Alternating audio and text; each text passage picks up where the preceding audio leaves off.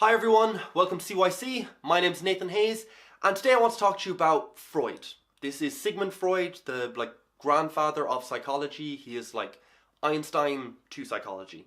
But Einstein might be slightly more respected because a lot of people make fun of Freud. Basically, there's a couple of ways that just the language at the time and the way he kind of conceptualized his material might put it out of date. We've come a long way since, basically, and he's kind of been tossed to the side by some people.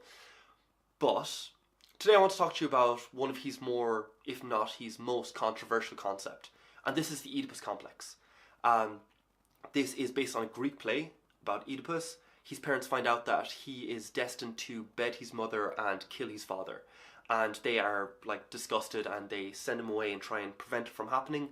It ends up happening. He ends up poking his eyes out, I believe, and everyone dies.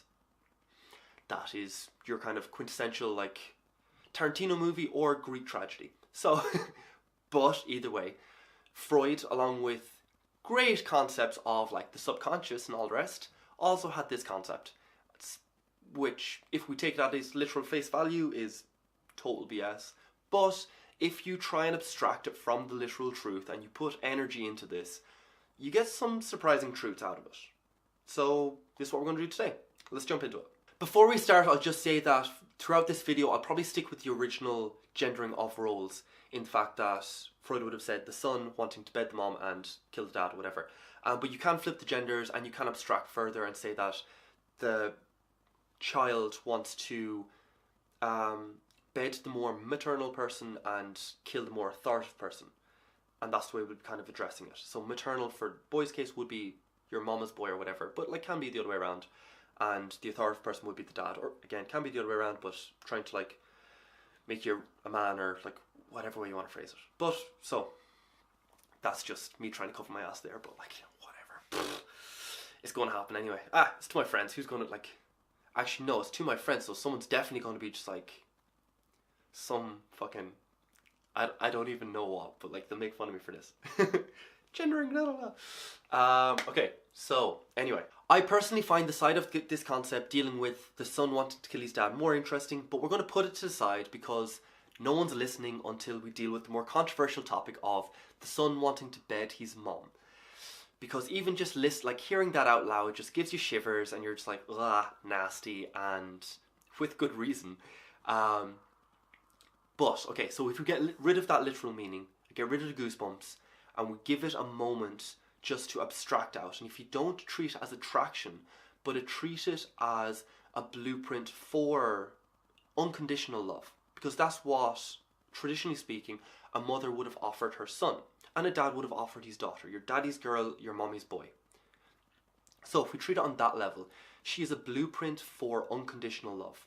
And from that, son might abstract out and say that a good mom is able to cook or is able to clean, or more importantly, a good mom is patient with kids, or a good mom is authoritative and strict and able to command their attention, or a good mom is whatever it is creative and inspires creativity, or again, whatever it is, whatever style of parenting the mom may have, the boy might abstract out, and once he reaches adulthood, he might look for that in a partner because, not ideally, but biologically, he's looking to raise a family. Basically, if we're I know this is man, I've done this clip so many times. I'm going to run into gender problems, and I apologize but okay, we're going for traditional roles and abstract it out as you wish, and just take out the truths that you can, and I just can't get around this. Okay, so traditionally speaking, and evolutionary wise, a boy would look to build a family, and a boy might look towards his mom at her style of parenting and look for that in a partner and find that attractive.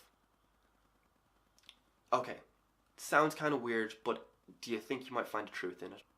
Maybe not. Maybe this is just too kind of icky and all the rest.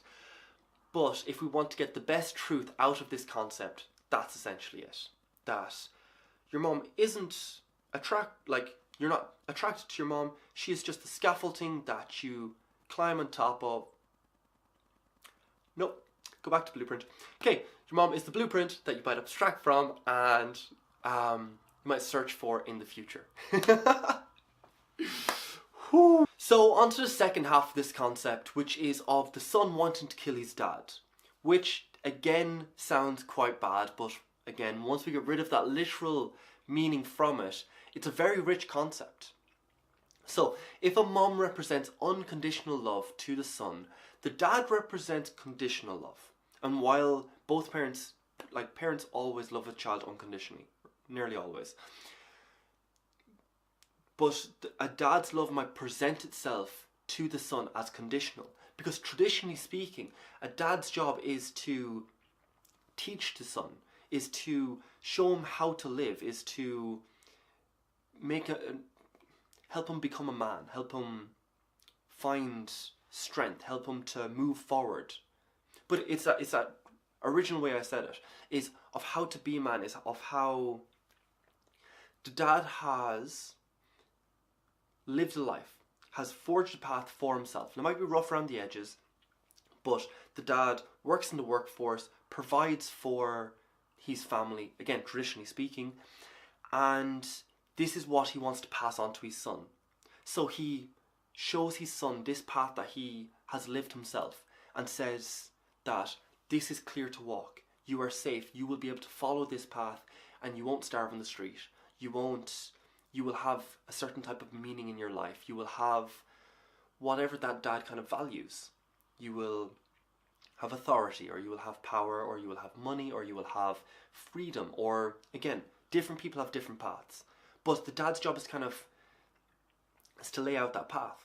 So again, the mom is unconditional love, the dad is conditional love, like in an abstract way, whatever. The mom is a blueprint for love. The dad is a blueprint of how to live, because the dad is that pushing force. So if we go back to Freud's concept, the son wanted to kill his dad. So not true.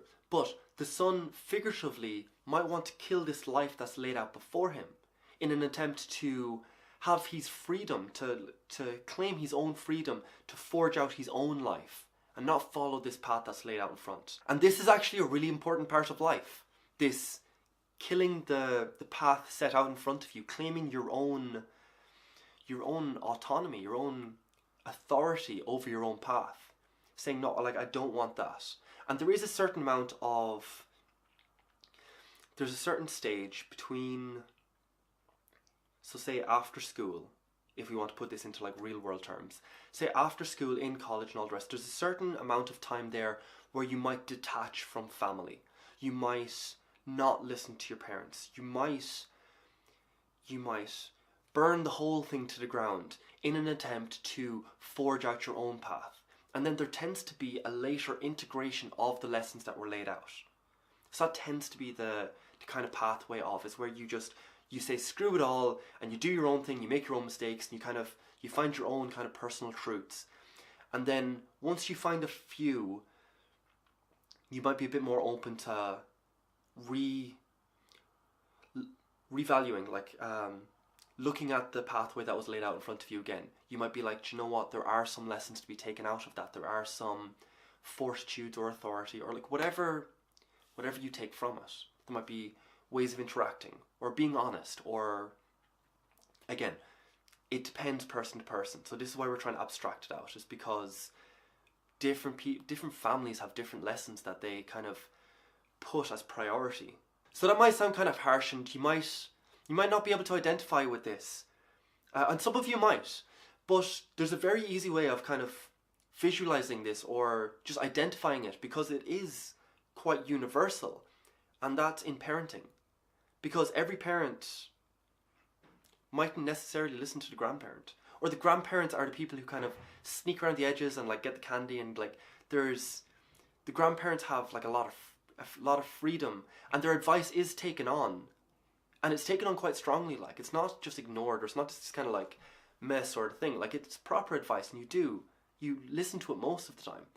But every now and then it might just go against what you believe, or it might go against you, or whatever way it is. But there are certain times when you go against their advice, and you use your own authority, your own thoughts, your own teaching method, and forge out a different way for your child, because maybe you have an improvement or like whatever it is. But everyone can, like, everyone's able to conceptualize that. Or if you don't have a child yet, your imagery of what a grandparent isn't total authority. They don't get to decide what happens to the child. Not like, as in, they get an input, but they're not the authority. The parent is the authority. So guys, that's it for this video. Let me know what you thought. Was it fun just watching me struggle? Because man, I did so many takes of this video trying to get around the topic and the genders and just all of that stuff. But anyway, more importantly, did you identify with, or can you identify with, was it too abstract? Was it too detailed? Let me know what you thought on that. Love hearing from you. Like, thanks for watching, and I'll see you in the next one.